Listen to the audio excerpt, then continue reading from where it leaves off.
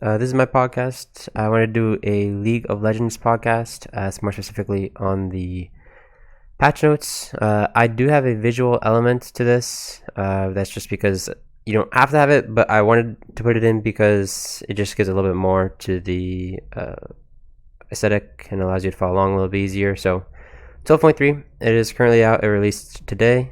That would be Wednesday, February 2nd. I'm going to run through it. Mainly looks like a lot of people got nerfed, a few buffs, a lot of adjustments too. So specifically on the bruiser items, we'll see how that plays into things. But moving on, champions. So the first one that was changed around was Ahri.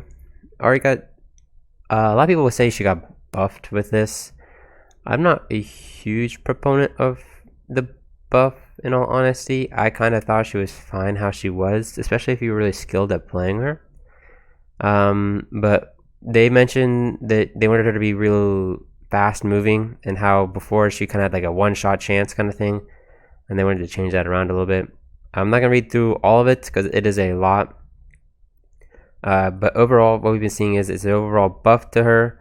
She did get changed around, so there's a couple of new mechanics. But we'll have to see kind of where that goes. Auction's been really strong recently. Here he's getting his passive damage decreased. I'm not sure that's really the issue with him. Yeah, he does do a lot with his passive damage, especially if you're going the press the attack build or PTA. But I think a lot of his strength is coming from the invisibility, him being able to dash away with the E, and his resurrections too. I mean, those are kind of crazy.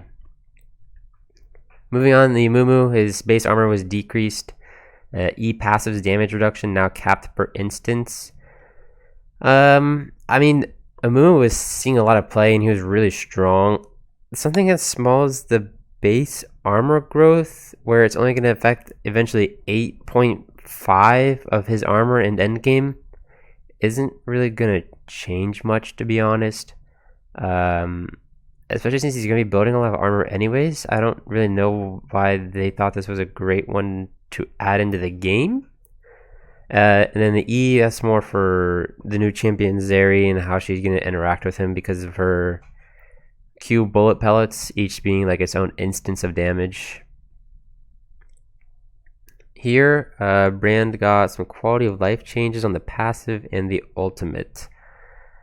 So mana refund, that's nice, although not really sure if it's gonna be proc that much. But it's a nice thing because he was a mana heavy champion. And then this one, where it's gonna be bouncing to nearby champions before it bounces back to Brand, I think is really good. Because him being able to stand right there and also when it just bounces back and forth is kind of crazy. So this limits his 1v1 potential, I believe, while this team fighting will be just as strong, which is probably fine. Caitlyn, AD growth decreased, Q damage decreased reduced as well.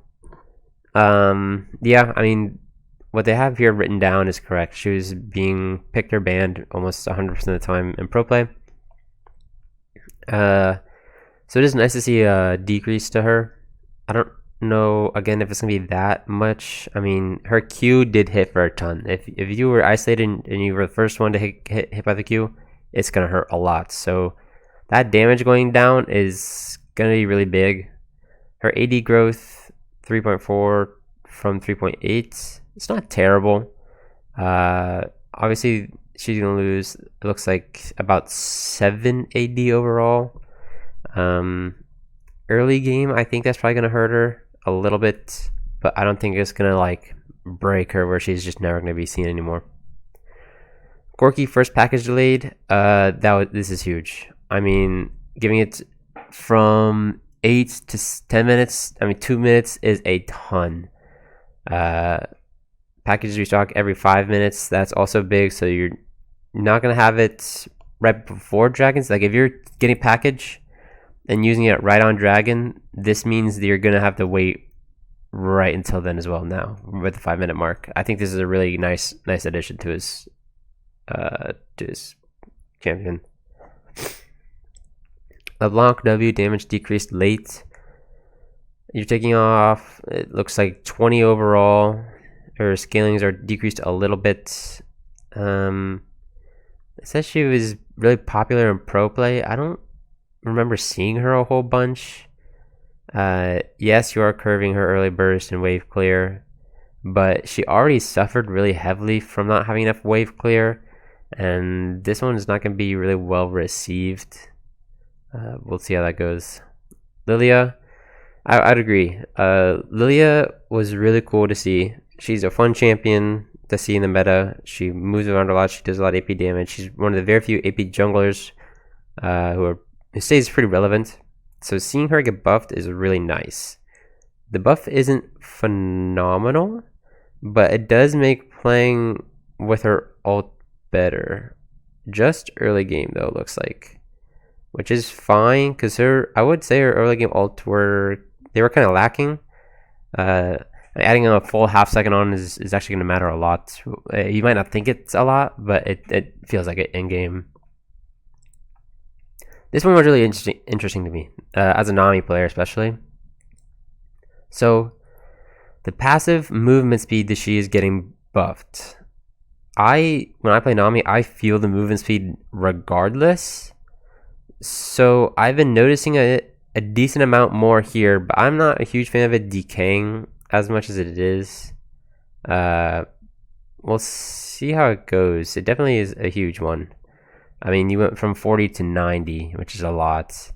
And then a little bit of decrease of damage on her E, which is when she buffs the on-hit damage.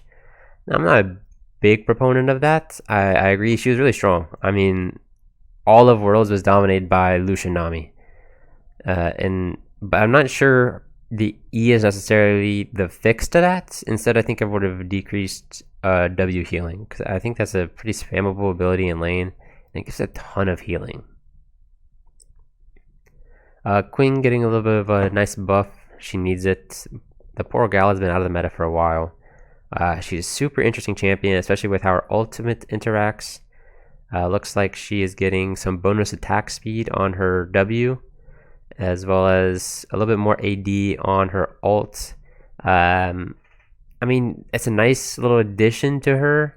It's not really big, or I don't think you're really playing Quinn for her ult damage, but you probably are using Quinn for her attack speed a little bit. So giving it the buff on the W is a nice touch. This Senna change is super controversial. I've heard a lot of things about this Senna change. So what is happening is she is losing drop rate for her souls when she's farming. This is a direct nerf to ADC farming Senna, which may or may not be fine. Fasting Senna or support Senna is going to be pretty much unchanged from this. But it looks like Riot is saying, we do not want Senna in the ADC or farming position. She is a support, and that's where she's going to be. Personally, for me, as a support player, I think that's fine. I think it's a good little addition. However, I've heard some people be very frustrated because they like the farming Senna, but it's just not going to be as much of a thing. I mean, you have 2.7% chance to spawn a mist comparative to 10%. I mean, that's not really a percentage that you'd like to see.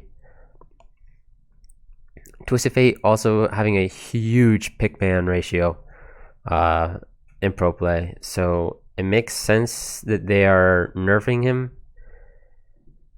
Just his E though, if I'm correct. Early game it looks like, yeah. Q damage, they nerfed the base damage, but they increased the AP scaling. So, I mean, yes, the damage is going to hurt, but also TF is really picked for his global presence and his stun, his gold card. I mean, those two things alone he's fine with. You give him rapid fire cannon and give him a little bit of CC and he's perfectly fine. The change might change a little bit of that, but I don't think it's going to be that bad. Zeri, I mean, there's a lot to go through.